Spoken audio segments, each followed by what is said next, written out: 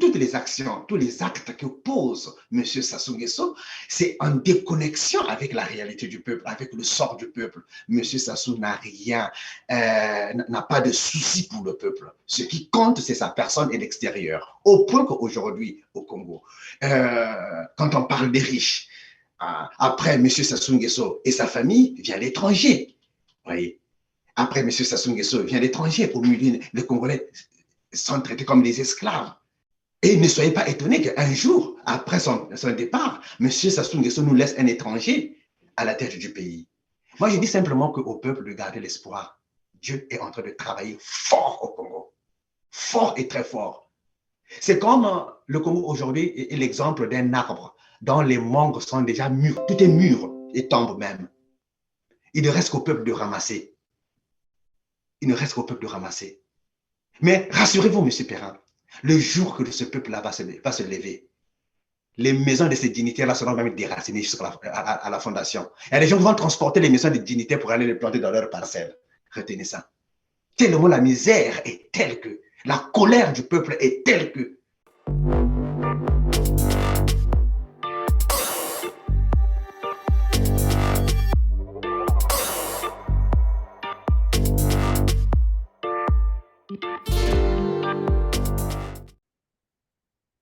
Mesdames, Messieurs, bonjour. Ravi de vous retrouver sur TLR TV et bienvenue dans ce tout autre numéro de Droit de Savoir.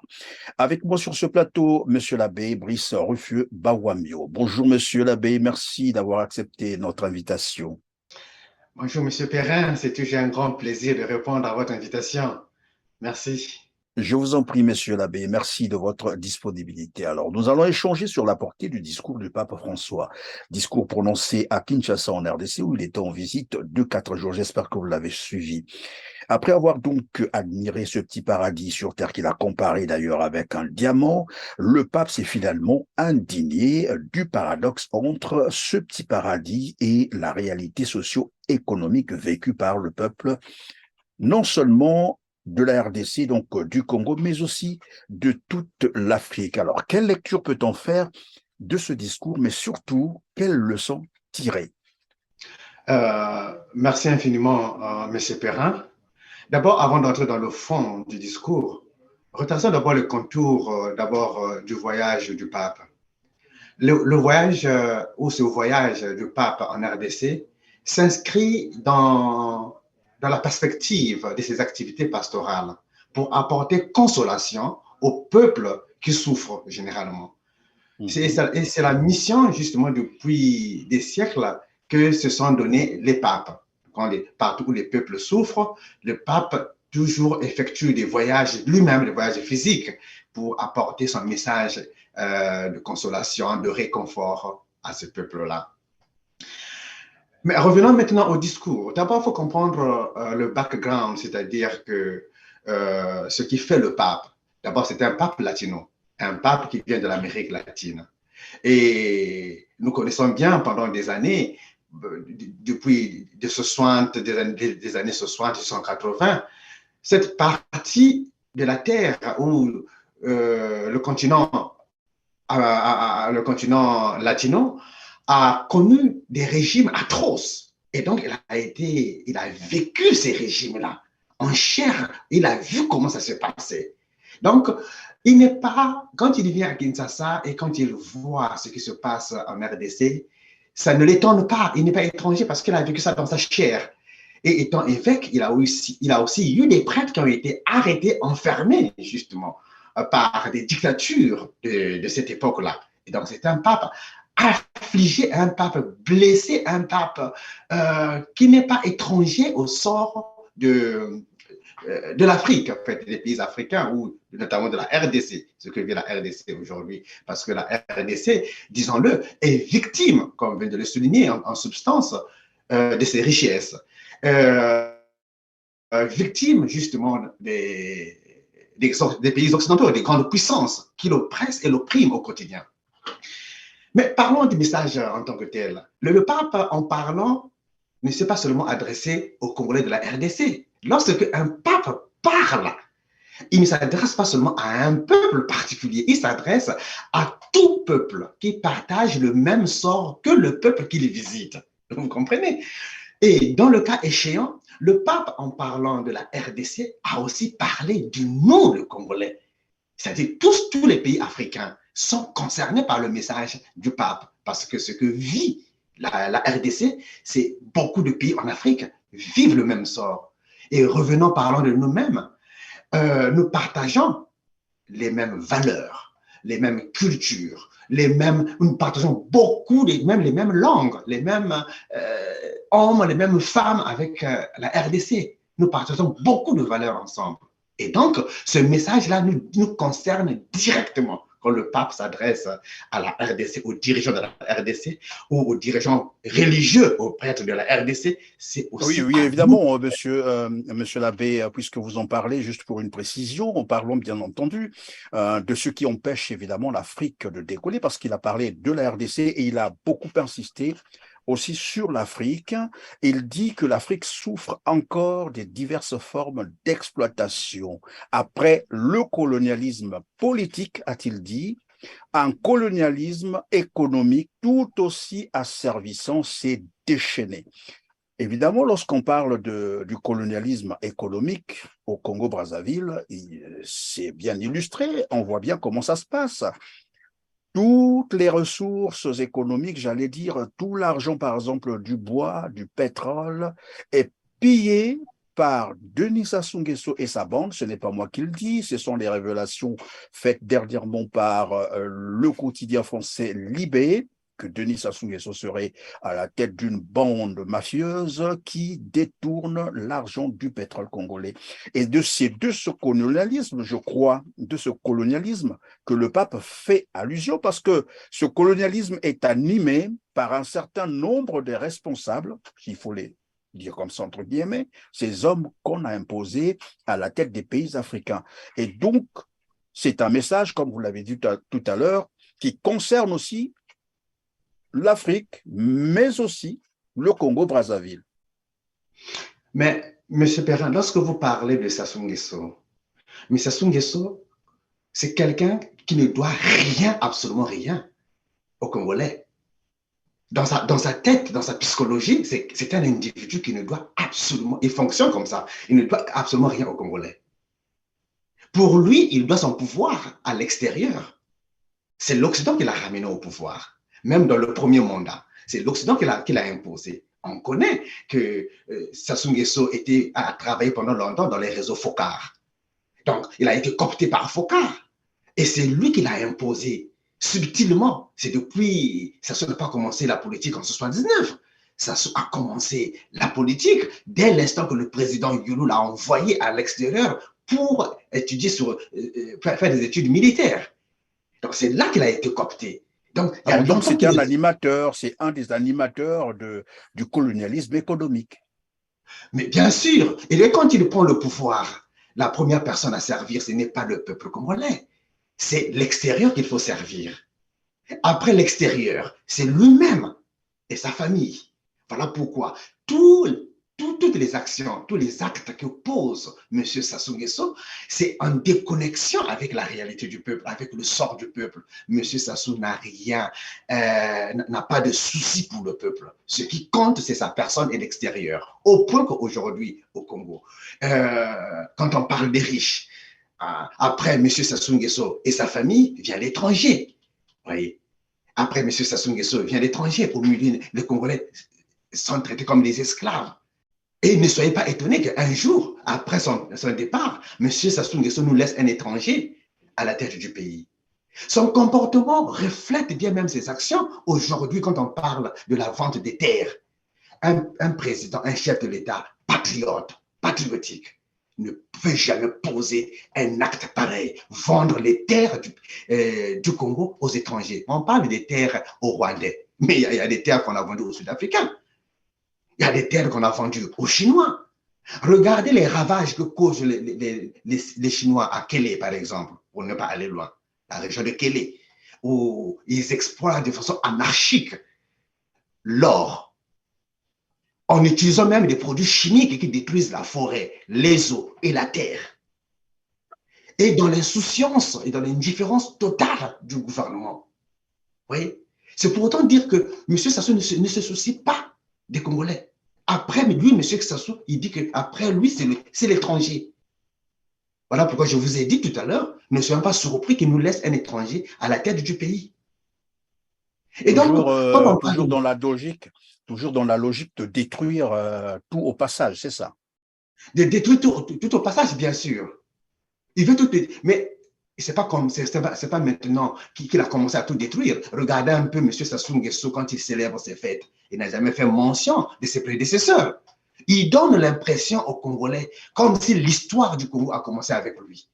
Il n'a jamais fait mention de Mwabi, celui-là même qu'il a sponsorisé, qu'il a aidé, qu'il a mis là où il est. Il n'a jamais fait mention des pères des indépendances, Tikaya, Tichele, Opango, Yombi, de tout ce monde-là. Jamais. Est-ce que vous avez déjà vu M. Sassou Nguesso aller poser une gerbe de fleurs sur la tombe de son prédécesseur? Donc, c'est comme ça que ce monsieur fonctionne. Il est imbu d'un certain narcissisme à la rigueur qui conduit à, je ne sais pas moi, à une méchanceté qui ne dit pas son nom. C'est comme quelqu'un qui a une rancune envers le Congolais. Pas comme, mais je le dirais que mais réellement, il a une rancune envers le Congolais. Mais sur base de quoi? C'est une rancune inutile parce que ce pays lui a tout donné. Monsieur Sassou Nguesso n'a jamais connu la galère. Est-ce que vous le savez? Il n'a jamais connu la galère. Il est parti à l'école gratuitement, rentré dans l'armée gratuitement. Il a tout reçu gratuitement. Même les stages, évidemment, même les stages à l'étranger, tout a été gratuit. Ces études à l'étranger avaient été payées par l'État congolais. Évidemment, ma question, puisque vous êtes quand même un religieux, comment on peut expliquer cela? Qu'est-ce qui peut expliquer ce comportement, cette attitude d'un, j'allais dire, un politique, entre guillemets, qui finalement a tout reçu d'un pays, mais en retour, qu'est-ce qu'il fait? C'est un peu l'ingratitude au point de détruire tout le pays qui lui a pourtant tout donné. Richesse, famille, voilà, pouvoir, que sais-je encore. Une chose que vous devez comprendre, c'est M. Sassou. Dans sa psychologie, la seule personne qui compte, c'est lui. Vous avez utilisé le mot ingratitude. Mais oui, M. Sassou Nguesso, c'est même ça, la définition de M. Sassou Nguesso, c'est l'ingratitude. La preuve en est qu'il a assassiné tous ceux qui l'ont aidé à venir au pouvoir. Où sont les Nsuru? Où sont les Adoua? Où sont les, je ne sais pas moi, ces commandants de zone là, ces généraux là, je ne sais pas, qui l'ont aidé à revenir au pouvoir. Où sont-ils aujourd'hui? Monsieur Perrin, regardez la liste des généraux, des officiers de l'armée congolaise qui ont été accusés pendant le procès des disparus du Beach. Regardez cette liste-là. Il en reste combien? Il en reste combien? C'est vous qui posez les questions, moi je dois répondre. Mais pratiquement, il n'y reste personne. Tous ces généraux, soit ils sont en exil, soit en prison, soit en quarantaine, soit morts. Aucun des généraux qui l'ont aidé à revenir à la guerre, au pouvoir en 97, n'est pratiquement en action comme tel avec tous ses droits. Tout le monde a été balayé. C'est comme ça qu'il fonctionne. Et même pendant le premier mandat, les Onga qui l'ont aidé à prendre le pouvoir, comment on appelle, les Kunzu, qu'il a même défendu en pleine conférence nationale, pendant que tout le monde avait fou le bateau au PCT. Le Kunzu s'est levé pour défendre ce monsieur. Mais qu'est-ce qu'il a fait de monsieur le Kunzu? Il a remercié en monnaie de singe. Donc, même ceux qui se disent aujourd'hui, collaborateurs de Sassou Nguesso, les hommes aimés de Sassou Nguesso, ils auront le même sort. Chez Sassou Nguesso, ce qui compte, c'est lui et sa personne. Si une personne, un individu, refuse même à reconnaître certains de ses enfants, ce n'est pas un Congolais lambda qui va reconnaître les droits. Ses propres enfants. Alors donc, monsieur l'abbé, c'est de ce genre, évidemment, d'acteur, j'allais dire, d'animateur du colonialisme économique en Afrique dont le pape faisait allusion. Alors, mais ici, je voudrais qu'on essaie un peu de parler de l'Église catholique du Congo, Brazzaville, bien entendu, parce que là, c'est le pape qui a parlé, donc le chef de l'Église catholique. Et ce qu'il a dit, j'ai répété tout à l'heure, c'est un discours musclé où il a pointé du doigt les politiques, la communauté internationale, à qui d'ailleurs Il a demandé de retirer sa main de la RDC, de retirer sa main de l'Afrique. L'Afrique n'est pas une mine à exploiter, ce n'est pas non plus une terre, en fait, à exploiter. C'est ce qu'il a voulu dire en substance. Et là, il s'adresse à tout le monde. Mais ce qui est curieux, c'est que c'est comme s'il y avait un hiatus, parce que lorsqu'on écoute le pape François, et lorsqu'on écoute souvent les discours tenus par nos religieux, j'allais dire nos prêtres, on a l'impression qu'il y a une différence. Chez nous, on a peur d'aborder certaines questions politiques, on a peur de prendre position pour tout de même donner son point de vue, parce qu'au Congo, nous le savons tous, qu'il y a la misère, il y a la souffrance, c'est même pas... c'est indescriptible ce qu'on est en train de vivre au Congo-Brazzaville. Quand je dis ça, les Congolais savent de quoi je parle. Mais l'Église est restée dans son coin, elle est restée muette sous prétexte, peut-être, en prenant par exemple position ou en s'exprimant, ben, il y aura la foudre probablement du gouvernement congolais. Alors que là, on a vu le pape s'adresser au monde entier, même aux plus puissants. En tout cas, il a dénoncé et nous l'avons entendu. Qu'est-ce qui peut expliquer cela au niveau du Congo-Brazzaville, bien entendu? Au niveau du Congo-Brazzaville, quand on compare l'église du Congo-Brazzaville et l'église du Kinshasa, moi je dirais qu'à l'état actuel de notre église, c'est-à-dire l'église du Congo-Brazzaville, les évêques ne peuvent rien faire. Ils ne feront absolument rien. Je le dis bien, à l'état actuel, je précise, à l'état actuel, les évêques du Congo ne peuvent rien faire. Vous avez Mais c'est parlé de dû la à peur. quoi? Est-ce que c'est dû Mais à je la viens, monsieur peur ou Pépin. bien Prenez votre mal c'est en dû à quoi? patience. Prenez votre mal en patience et je viens. Vous avez parlé de peur, mais moi je parle de complicité. Pourquoi? L'église de la RDC, d'ailleurs, l'église de la RDC, du point de vue financier, je dirais que c'est une église à 80% indépendante ou autosuffisante. C'est une église qui a des structures, des unités de production qui l'aident à vivre et à survivre. Ils ont des écoles, des hôpitaux, ils ont même investi dans les mines, ainsi de suite. Ils ont des universités, ils ont vraiment tout ce qu'il faut. Mais quand on vient au Congo, chez nous, justement, nous manquons de tout. Nous manquons au point qu'aujourd'hui, M. Sassou a tissé des mécanismes qui conditionnent même le discours des évêques. Je peux vous citer quelques-uns. Je parlerai d'abord de l'infiltration. Aujourd'hui, l'Église du Congo est infiltrée jusqu'au sommet. Il y a des prêtres aujourd'hui qui doivent allégeance à Sassou Nguesso, qui travaillent pour Sassou Nguesso, au détriment de leurs évêques. Vous êtes en train de nous dire qu'au Congo, il y a des prêtres qui émargeraient au trésor public, c'est-à-dire payés par mais l'homme politique. Monsieur Perrin, si je vous dis qu'il y a tout un diocèse qui reçoit des salaires, qui est payé par Sassou Nguesso, le diocèse de Ouando, les prêtres de Ouando sont payés, ils ont des salaires. Sassou Nguesso, chaque mois, verse de l'argent et régulièrement. Ce n'est pas comme les retards des fonctionnaires, ce n'est pas comme les retards de pension des retraités, ce n'est pas comme les retards des bourses des étudiants, mais là, c'est régulier. Les prêtres de Ouando ont un salaire du gouvernement congolais.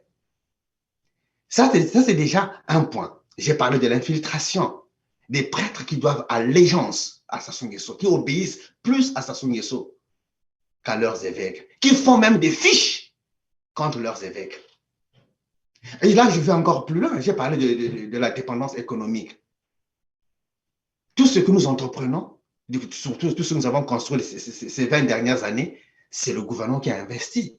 Nous avons construit des églises, des cathédrales, des basiliques. C'est le gouvernement qui a investi à 100%. La maison des évêques de l'Afrique centrale, c'est le gouvernement qui a investi à 100%. Sur quoi aujourd'hui contre les églises du Congo? Ce sont des quêtes. Aujourd'hui, à Brazzaville, par exemple, il y a un système, je ne sais pas si ça existe encore, qu'on appelait la péréquation, un système économique qui consistait à collecter des intentions de messe des paroisses et déposer à la procure. OK? Et à la fin du mois, on repartit, on fait des salaires de prêtres à partir de là. Mais moi, je dis que ça aussi, c'est une escroquerie la plus abominable. Pourquoi c'est une escroquerie? Parce que pour moi, j'ai une vision selon laquelle que les paroisses, ce sont les unités de production des diocèses ou des églises, pour moi. C'est-à-dire, tous les fonds qui rentrent dans les paroisses, c'est pour l'église, c'est pour le diocèse. Qu'il s'agisse des quêtes, des dîmes, des dîners de culte ou de quoi, tout argent que nous avons dans les paroisses, c'est pour le diocèse et non pour des individus prêtres. Mais par contre, qu'est-ce qui se passe? Comment fonctionnent nos églises? Nos églises fonctionnent comme ceci. C'est-à-dire, les écoles, les magasins ou les fermes qui sont dans les paroisses n'appartiennent pas au diocèse, appartiennent aux prêtres qui sont dans la paroisse. Ça veut dire que lorsque les magasins donnent le loyer de la fin du mois, ça se partage entre les prêtres de cette paroisse-là. Vous comprenez? Donc, les quêtes, c'est pour la paroisse. Or, vous conviendrez avec moi qu'il y a des paroisses qui sont lésées, qui ne peuvent pas même collecter 5 000 francs céphales au mois. Okay? Alors, que faire de ces prêtres-là? Donc, du coup, cette dépendance-là nous fragilise. Cette pauvreté nous fragilise. Et quand le riche vient, quand l'homme politique vient, mais on meurt facilement à la maison. Vous comprenez? Ça nous fragilise. Mais moi, je voudrais que, justement, à ce point-là, il faut qu'on arrive à un système de centralisation de tout ce que nous collectons dans les paroisses et les mettre dans une caisse unique. Et ce n'est qu'à ce niveau-là que nous pouvons revivre. Voyez? Mais en plus, lorsque, aujourd'hui, je dirais aussi, l'Église aussi doit clarifier sa position, sa relation avec la politique. Parce qu'il y a une confusion qui se passe là. Quand vous dites, monsieur l'abbé Brice Ruffieux Bawamio, lorsque vous dites l'Église doit clarifier sa position par rapport probablement au gouvernement congolais, à quoi vous faites allusion? Qu'il y a une collusion entre, voilà. Ben, je dirais que l'Église doit nous signifier, il travaille pour qui? Ou c'est pour le peuple, ou c'est pour l'Église, ou c'est pour le gouvernement, ou c'est pour les riches, ou c'est pour les pauvres. Il doit clarifier sa position, parce qu'il y a une confusion. Parce qu'il y a trop d'allégeance accordée aux hommes politiques. Vous comprenez? Il y a trop d'allégeance accordée aux hommes politiques. Je ne dis pas qu'on ne doit pas être ami aux hommes politiques, je ne dis pas ça. Mais on ne doit pas être ami aux riches au détriment des pauvres. Disons qu'on ne doit pas être soumis aux politiques. Aux politiques. Mais regardez, quand on a vu, quand vous avez fait allusion au discours du pape, mais repassez un peu, réécoutez un peu ce discours-là. Vous allez comprendre que le pape a mis au cœur de son discours l'homme. Il a mis au cœur de son discours l'homme congolais, le citoyen congolais qui souffre. C'est l'homme qu'il a mis au cœur. Et c'est là aussi justement que l'Église doit amener sa mission aujourd'hui, l'Église du Congo. Il ne s'agit plus aujourd'hui de construire les églises, les basiliques, les points, ainsi de suite. Nous en avons assez. Aujourd'hui, l'Église du Congo… Et d'ailleurs, pendant que vous le dites, monsieur l'abbé, c'est que le pape a bien dit à la population congolaise, africaine aussi, de se lever et de reconquérir sa dignité. Alors, c'est des phrases, des mots qui sont très forts. À en croire, finalement, il demande en un mot à la population de prendre ses responsabilités. Et c'est ce que je disais d'entrée de jeu, chez nous, ce genre de discours ne passe pas avec le gouvernement de Sassou, où lorsque l'Église s'exprime, le lendemain matin, sinon les heures qui suivent, c'est le gouvernement qui monte au créneau pour commencer. Et la fois dernière, on a vu comment le porte-parole du gouvernement congolais a tapé sur l'Église congolaise, qui s'est d'ailleurs retractée, et c'est ce qu'on n'a pas compris finalement. On se demande quel est réellement le poids de l'Église catholique congolaise au Congo lorsqu'elle arrive à trembler devant un gouvernement. Non. Quand on parle de trembler, peut-être c'est trop dit, mais je dirais que le gouvernement congolais connaît trop les faiblesses de notre Église. Il a des dossiers avec lui, de nombreux d'entre nous. OK? Il y a comme un chantage, parce que c'est ça aussi la faiblesse de nos prêtres. Nos faiblesses… Vous voulez dire que les prêtres sont compromis, c'est ça? Nous sommes compromis, bien sûr, aussi bien par notre vie morale, aussi bien par notre relation avec ces gens au pouvoir. Nous sommes compromis. Vous comprenez? Parce que quand nous dépendons voilà, quand vous parlez de la compromission, est-ce qu'on peut en parler? Ils sont compromis en quoi, par exemple, parce qu'ils ont quelques relations ambiguës avec certaines personnalités ou parce qu'ils sont dans des activités qui, ben voilà, ne cadrent pas avec leur mission, des prêtres qui ont des enfants ailleurs, qui ont des, bon voilà, vous voyez de quoi je veux parler? Il y a des termes que je ne veux pas mais, prononcer ici parce que nous sommes mais, à la mais, télé. Est-ce que c'est de cette compromission dont vous faites état? Monsieur Perrin, premièrement, je vous ai dit qu'il y a tout un diocèse qui est payé par mois, qui reçoit un salaire, dont les prêtres et les évêques, et l'évêque reçoit un salaire mensuel, chose que même les fonctionnaires ne reçoivent pas. Ça, c'est un fait d'ailleurs. Euh, L'État subventionne la quasi-totalité des activités dans l'Église, dans les constructions. OK? Euh, Nous avons aujourd'hui cette dépendance, notre dépendance vis-à-vis de l'État. Notre dépendance vis-à-vis de l'État, ça nous fragilise. Du point de vue économique, bien sûr, ça nous fragilise. Vous avez parlé, je savais, vous parlez des enfants, tout ça, mais ça c'est monnaie courant. Hein, je n'aime pas revenir là-dessus parce que tout ça. Mais quand on parle, quand on voit encore pire aujourd'hui, pire, je dirais que pire aujourd'hui, des prêtres qui se lancent, qui s'engagent dans des initiations ésotériques, entrer dans des loges maçonniques. Vous connaissez ce qu'on appelle la loge de En fait, minuit? c'est le terme que je ne voulais pas prononcer tout à l'heure parce Mais, que, si vous ne évidemment, prononcez pas ça, moi je prononce, c'est ça justement. Je le prononce. Ce qu'on appelle la loge de minuit, c'est une loge des prêtres. Il y a des prêtres d'un certain diocèse qui sont dans cette loge-là, qu'ils appellent loge de minuit. Mais le gouvernement, justement, nous tient par nos faiblesses. Il connaît beaucoup de dossiers de nous, les prêtres, et ça nous fragilise. Mais là encore, une chose que nous oublions. Vous savez, M. Perrin, aujourd'hui, si les prêtres se levaient pour défendre le peuple va oublier les péchés des prêtres. Vous le savez? Si aujourd'hui l'Église réussissait à libérer le peuple va oublier beaucoup des péchés des prêtres. Le peuple évidemment, va oublier. il y aura une rémission de péché, ça c'est Voilà, tout à fait des normal. péchés. Mais, mais qu'est-ce qui leur empêche finalement de le faire, puisqu'ils Manque sont de courage. conscients de cela? Manque de courage, simplement. Manque de courage. Nous ne sommes pas assez courageux. Nous ne sommes pas assez courageux. Alors que nous avons les moyens de pression contre les dictatures ou contre une quelconque dictature. Nous avons les moyens de pression. Vous savez, monsieur Perrin, euh, monsieur Sassou est conscient. Il est conscient là où il se trouve que la seule force qui peut le faire tomber, c'est l'Église. Il en est conscient. Voilà pourquoi il s'arrange de sorte d'aménager l'Église. Lorsqu'un évêque tousse, il envoie un avion médicalisé. Lorsqu'une paroisse déclare un projet de construction d'église, il envoie des financements et ainsi de suite. Mais il est Mais là conscient de aussi, ça. il y a un grand souci, monsieur l'abbé Brice Rochieux Bawamio.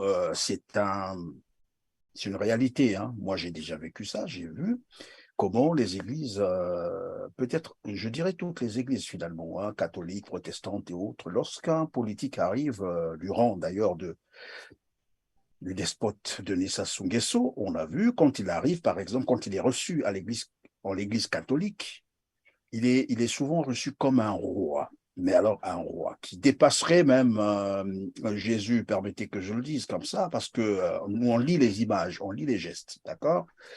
Contrairement à ce qu'on voit avec les autres religions, lorsque le politique arrive, quel que soit votre rang social, tous vous êtes au même niveau. Mais chez nous, pire encore, lorsqu'il s'agit de Denis Sassou Nguesso qui arrive dans le temple, on a l'impression que c'est lui qu'on commence à célébrer. Mais Et à il n'y se a pas que, dire, ben, finalement, à quoi ressemble l'Église. mais il n'y a pas que Denis Sassou Nguesso. Il y a quelques jours, j'ai vu une image qui m'a écœuré. Un ministre arrive dans l'église, on a vidé tout le, donc on a vidé le banc. Donc, sur le banc, je ne sais pas de combien de centimètres, le ministre était seul, ou la ministre était seule avec son mari sous ce banc-là. Et le banc aussi qui venait derrière, là, était vide. Pendant qu'il y avait des chrétiens qui étaient debout, qui n'avaient pas de place. Vous voyez? Moi, ça m'a fait beaucoup mal. Oui, Et mais ça se passe.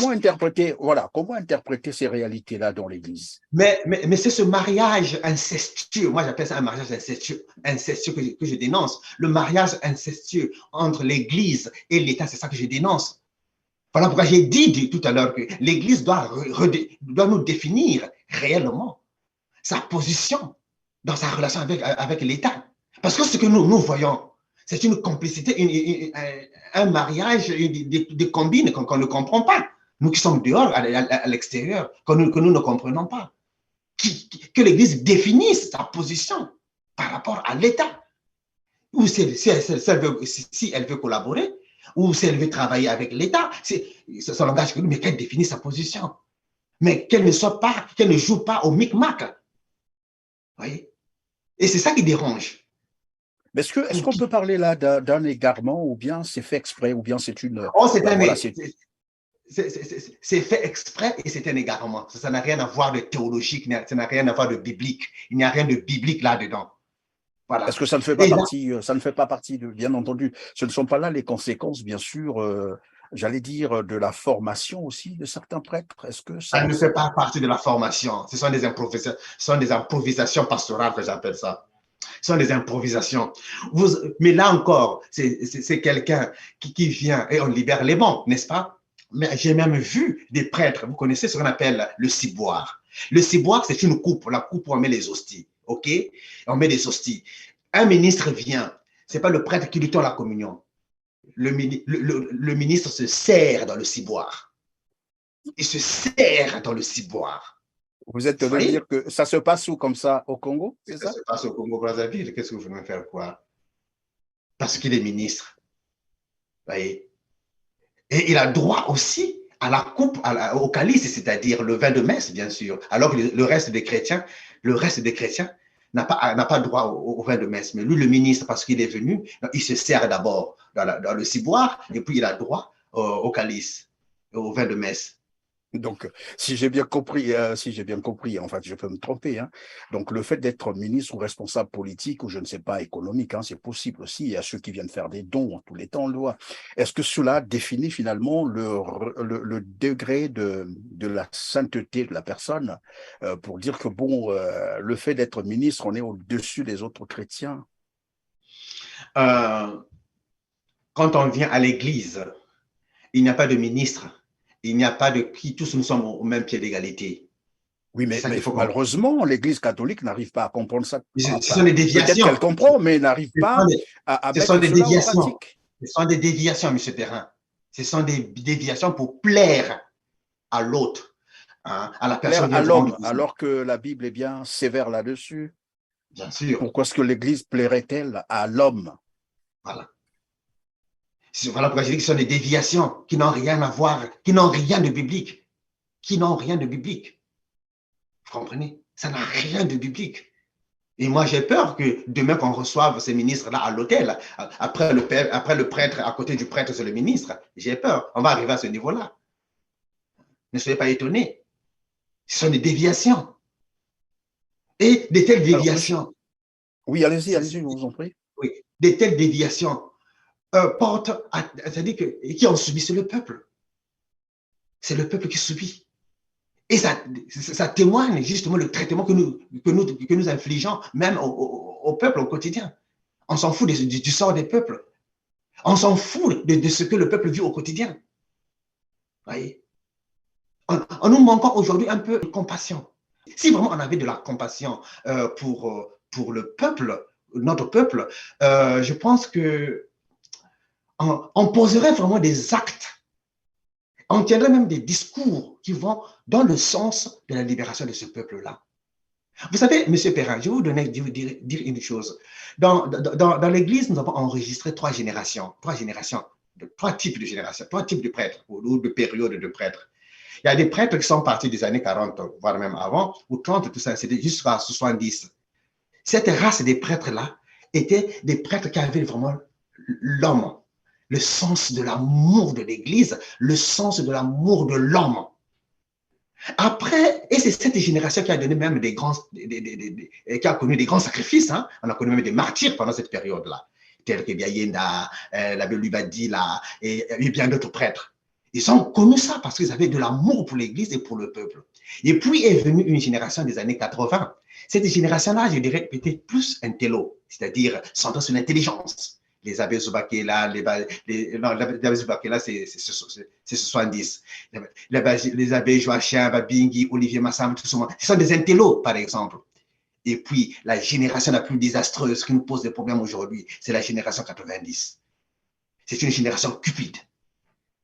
Les prêtres des années 90, 2000 jusqu'à aujourd'hui, c'est la cupidité qui nous caractérise. Et c'est parmi ces prêtres-là qu'on compte les plus grands, les bourgeois de l'Église aujourd'hui. Ces prêtres de 90. Ce sont eux qui nous causent de sérieux problèmes. Évidemment, en parlant de la cupidité, puisque le pape aussi a fait allusion à cela, où il parle d'ailleurs des hommes devenus de plus en plus riches et donc la vie en société, allais-je dire, la vie des autres ne compte plus. Et au Congo-Brazzaville, nous savons aujourd'hui, bon, au-delà de ce que vous nous avez dit, qu'il y a des prêtres qui sont payés chaque mois, donc l'État prend en charge d'ailleurs, mais il y a des prêtres qui sont devenus de plus en plus riches, j'allais dire des multimillionnaires, sinon milliardaires. On nous a même dit qu'il y a des milliardaires, des prêtres milliardaires. Et la question qu'on se posait, c'est de savoir, bon, encore que je ne connais pas très bien combien les prêtres sont payés, mais qu'est-ce qui peut expliquer qu'un prêtre devienne milliardaire? Et à ce moment-là, une autre question va s'imposer. Lorsqu'on est à ce stade, est-ce qu'on peut encore avoir, j'allais dire, respecter encore la déontologie ou la mission qu'on a choisie? Vous avez parlé d'abord de ce que le prêtre gagne. Par rapport à ce que le prêtre congolais gagne, il lui faut une éternité pour qu'il atteigne des milliards. Même l'éternité ne suffira pas pour qu'elle atteigne 1 milliard. Ça ne suffira pas, c'est trop peu. OK? Aujourd'hui, justement, les prêtres deviennent de plus en plus riches. C'est la façon, c'est ce que Mais est-ce que c'est ce qui les détourne finalement de la misère, la souffrance que subit par exemple le peuple congolais? Parce qu'il la est Bible devenu trop dit, riche, bon, on s'occupe d'autre chose que… la Bible dit, M. Perrin, là où est ton trésor, là où est ton cœur. OK? Aujourd'hui, ces prêtres riches-là n'ont rien à voir avec les pauvres. Ils s'en foutent de nos pauvres. Pourquoi? Ils doivent sécuriser leur trésor.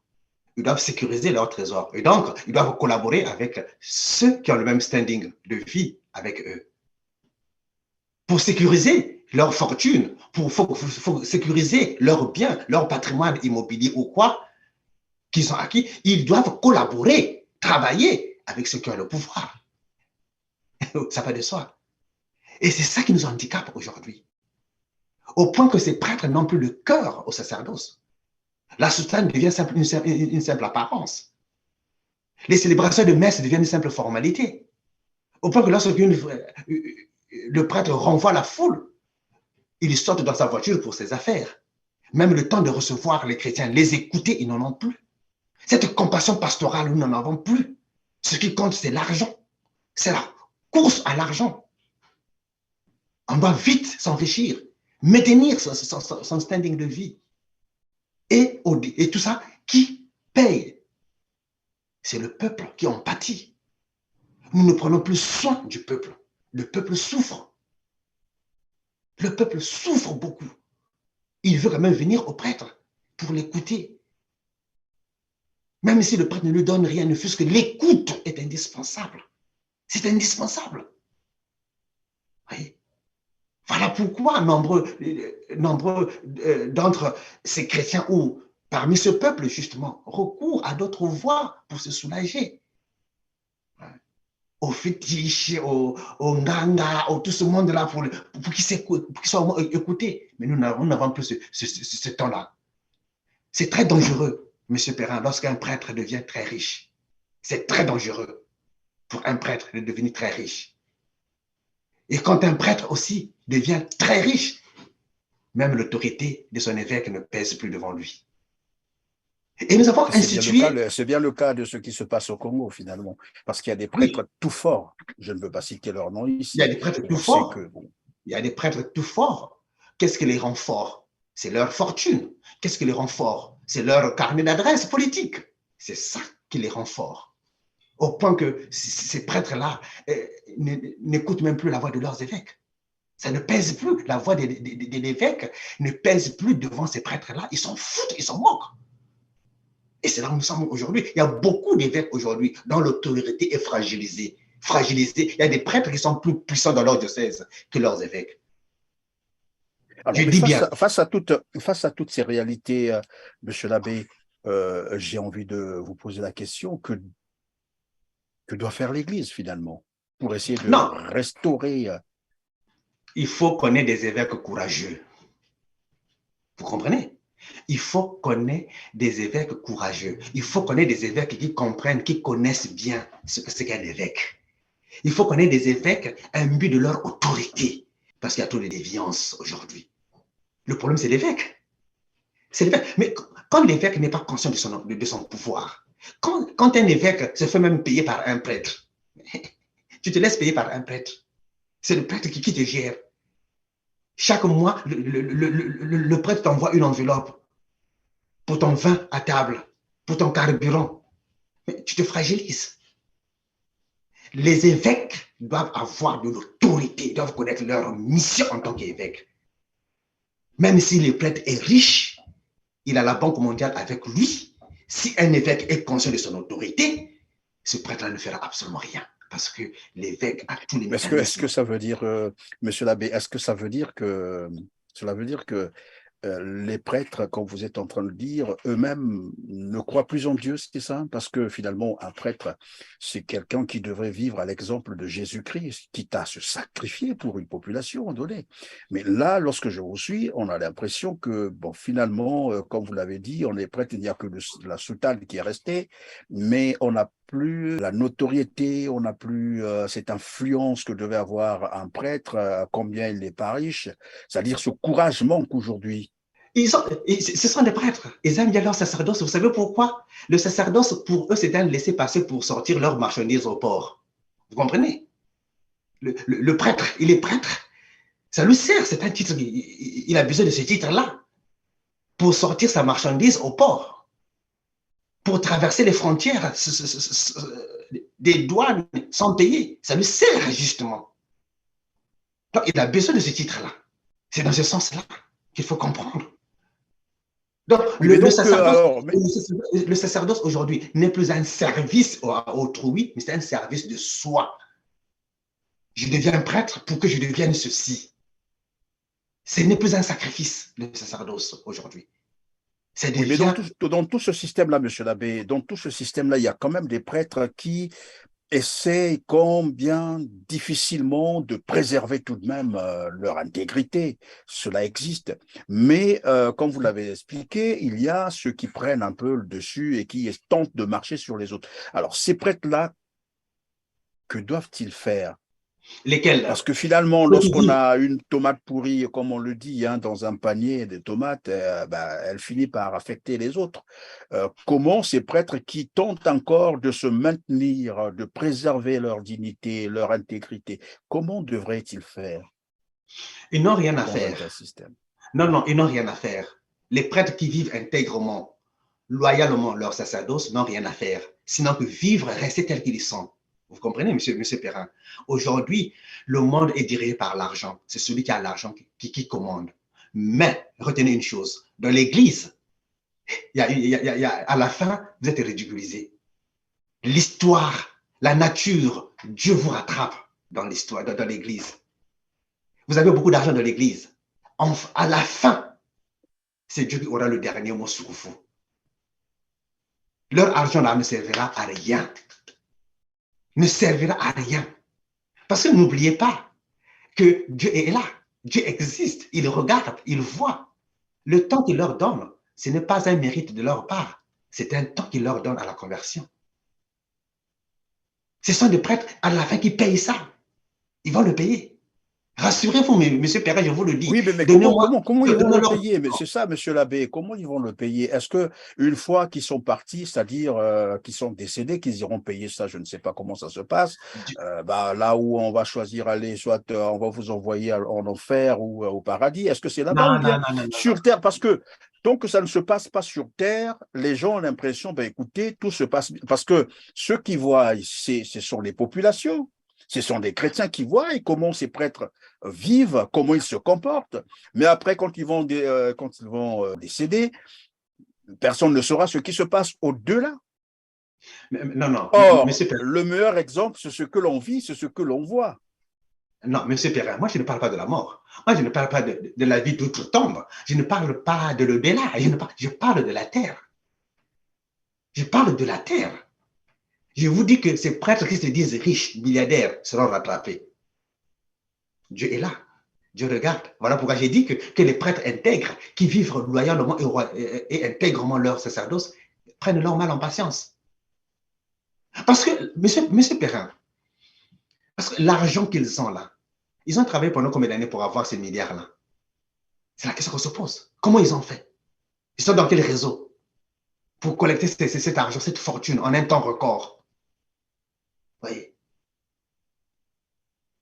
Et là, voilà pourquoi j'ai dit que n'oublions pas, malgré tout ce que nous sommes en train de faire, nous prêtres, de mal ou de mauvais, malgré tout, nous devons retenir, garder en mémoire qu'avant tout, nous avons prêté serment à un Dieu qui est vivant. Voilà pourquoi j'ai dit, ils seront rattrapés par l'histoire, ils seront rattrapés par la nature. Rassurez-vous, monsieur Perrin, donnons-leur le temps. Eux, ils ont la montre, nous avons le temps. Alors, je vais terminer par, probablement, ça sera la dernière question. Le pape a dit, et je l'ai déjà rappelé hein, au cours de notre entretien, lorsqu'il dit retirer, en fait, c'est un coup de gueule. Il dit retirez vos mains de la RDC, retirez vos mains de l'Afrique. L'Afrique n'est pas une mine à exploiter ou une terre à dévaliser. Ça, c'est le prêtre qui est en train de dénoncer, c'est-à-dire le pape est en train de dénoncer quelque chose et c'est un discours très fort. À l'opposé, nous avons des églises, et puisque nous parlons de l'église catholique au Congo-Brazzaville, à ne pas confondre avec le Congo-Kinshasa, au Congo-Brazzaville, on a l'impression que l'église, en dehors bien entendu de la politique, comme on a longuement évoqué ici, ne prend pas son courage de dénoncer un certain nombre de choses, mais aussi ce qui se passe dans l'église. Ça aussi, elle n'arrive pas à dénoncer un certain nombre de réalités, des faits. Si on peut les évoquer ici, évidemment, on parlera des abus sexuels, on parlera de beaucoup de choses qui nous sont rapportées, mais on a l'impression que l'Église ne fait rien du tout. On est dans le silence, malgré toutes les informations qui remontent, malgré toutes ces réalités, malgré les plaintes de nombreuses familles. Là, on ne va Mais pas parler quand même de la peur, non?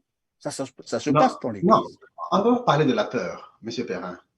Peut-être parce que ceux-là qui sont supposés prendre des sanctions ou des mesures, eux-mêmes se reprochent aussi des choses. Si toi-même, qui es autorité, qui devais prendre des sanctions contre un délinquant, tu te reposes des choses, tu auras le courage de sanctionner? Ça aussi, c'est un fait. Il y a comme un équilibre de terreur. Moi, j'appelle ça. C'est pas la peur, c'est l'équilibre de terreur entre les prêtres délinquants et leurs supérieurs et leurs évêques. Il y a un équilibre de terreur. OK? L'évêque va prendre des. OK, je vais sanctionner et le prêtre aussi brandit un dossier contre toi, évêque. C'est ça aussi. Il y a l'équilibre de terreur. Moi, j'appelle ça équilibre de terreur. Des évêques, non, non, ils n'ont pas peur. Non, non, ils n'ont pas peur. Mais parce que peut-être on se reprocherait nous-mêmes aussi de certaines choses. Au point que ça nous fragilise dans notre décision, dans nos prises de décision. Ça nous fragilise. C'est comme ça que moi Oui, je mais comprends évidemment, ça. parce qu'au départ, sinon avant, on croyait que c'est bon, pour des raisons déontologiques, un prêtre avait des limites, il y a des choses qu'il ne pouvait pas dénoncer. Mais lorsqu'on a écouté le pape, on s'est rendu compte que finalement, un prêtre, c'est celui qui doit être d'abord le plus sévère, parce que Dieu lui-même est très sévère, et le pape vient de nous le démontrer une fois de plus. En tout cas, il n'a pas eu froid aux yeux, il a dit ce qu'il pensait et tout le monde a entendu. Et là, évidemment, comme vous le dites, ben voilà, donc on comprend très bien que c'est un problème de personnes, Ça n'a Oui, rien à voir avec, voilà, oui, ça n'a rien à statut de voir avec prêtre les. ou avec Non, non, l'Église. ça n'a rien à voir avec l'Église et ça n'a rien à voir avec le statut de prêtre. Ça, ce sont des relations personnelles. C'est-à-dire que des combines personnelles. Voilà, de personne à personne. Ça n'a rien à voir. Mais comme j'ai dit tout à l'heure, vous savez qu'à la fin, ce sont des choses qui nous rattrapent. Quand on a manqué de courage.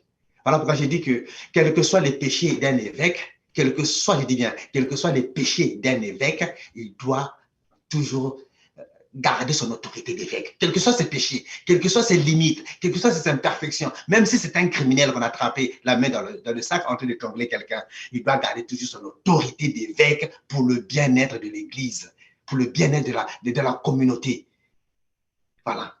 Il ne doit pas confondre sa vie personnelle ou privée à la vie de l'Église dans l'ensemble.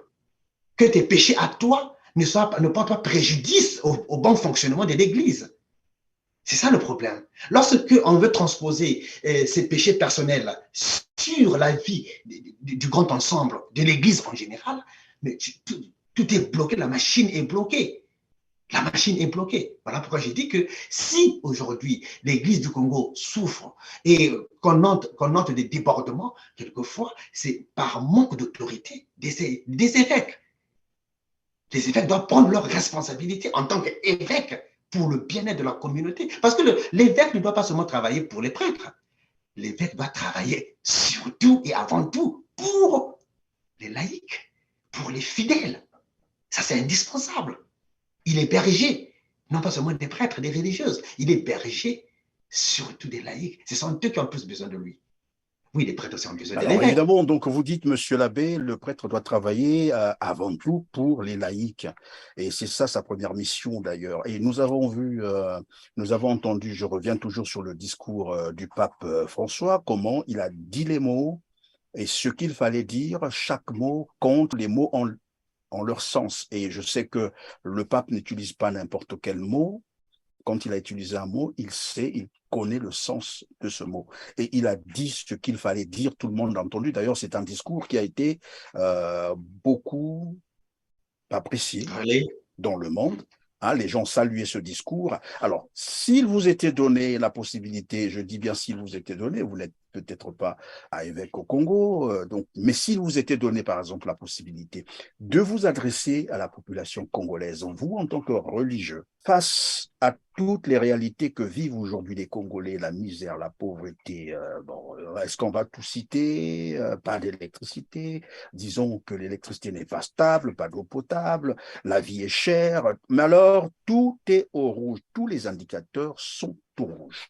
S'il vous était adressé à cette population, vous, en tant que religieux, par exemple, quel discours aurez-vous tenu à ce peuple? À ce niveau-ci, le message dont le peuple a besoin, c'est un message d'espoir. De l'espoir en ce sens que tout n'est pas perdu.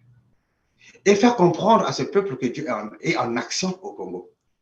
Vous savez pourquoi, monsieur Perrin, je le dis? Regardez Expliquez-nous. voilà. Regardez toutes les réalisations que monsieur Sassou a fait. Toutes les réalisations. Tout s'écroule devant lui, avant sa mort. Tout s'écroule. Les routes, les usines, ou quoi, tout s'effondre. La machine administrative. Vous voulez nous dire que c'est une forme de malédiction parce que quelqu'un me disait lorsqu'on est bon, enfin, lorsqu'on est victime de la malédiction, tout ce que l'on fait ne réussit jamais. Mais ce pouvoir-là est maudit. Le régime de M. Sassou, dès le commencement, c'est un pouvoir maudit. C'est lui qui ne comprend pas ça. C'est un régime maudit. Vous savez pourquoi M. Sassou est revenu au pouvoir? Parce que Dieu a voulu le racheter par rapport à tout le mal qu'il a fait, mais il n'a pas compris la leçon. C'est Dieu qui a voulu que M. Sassou revienne au pouvoir en 97, malgré le bain de sang, pour qu'il corrige les erreurs du passé, mais il n'a pas compris la leçon. Et lui a fait le pire, Il a fait encore finalement. le pire. C'est la seconde chance que Dieu lui avait donnée. Et Dieu l'a confondu. Dieu l'a confondu. En le prenant, un membre très cher. On va dire, on va spéculer tout ce qui s'est passé. Mais là aussi, il n'a pas retenu la leçon. Il persévère. Moi, je dis simplement qu'au peuple de garder l'espoir. Dieu est en train de travailler fort au Congo. Fort et très fort. C'est comme le Congo aujourd'hui est l'exemple d'un arbre. dont les membres sont déjà mûrs, tout est mûr et tombe même.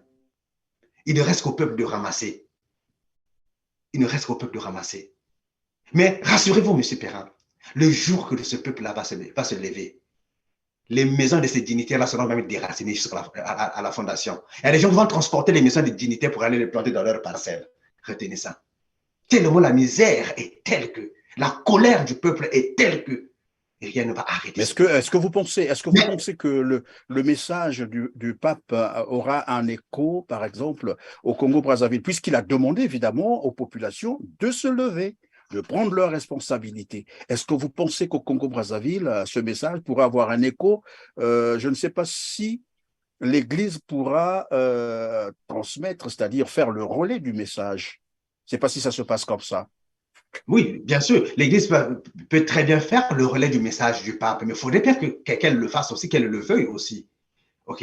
Moi, j'ai dit tout à l'heure qu'au niveau où les évêques sont arrivés, où notre Église est arrivée, de façon collégiale, c'est difficile pour les évêques de prendre vraiment une décision, de tenir un discours vraiment radical envers ce pouvoir-là. Mais ils peuvent quand même faire au moins la restitution. S'ils ne tiennent pas un discours, mais ils peuvent faire la restitution du discours. Ils peuvent le faire. Mais ils peuvent le faire. Pour ne pas être responsables de.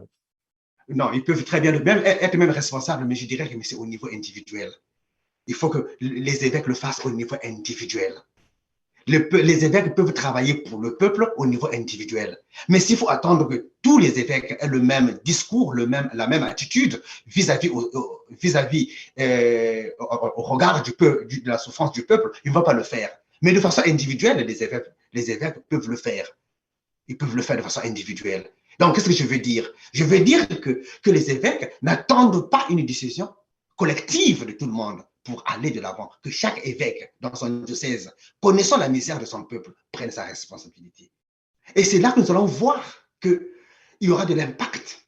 Il y aura de l'impact.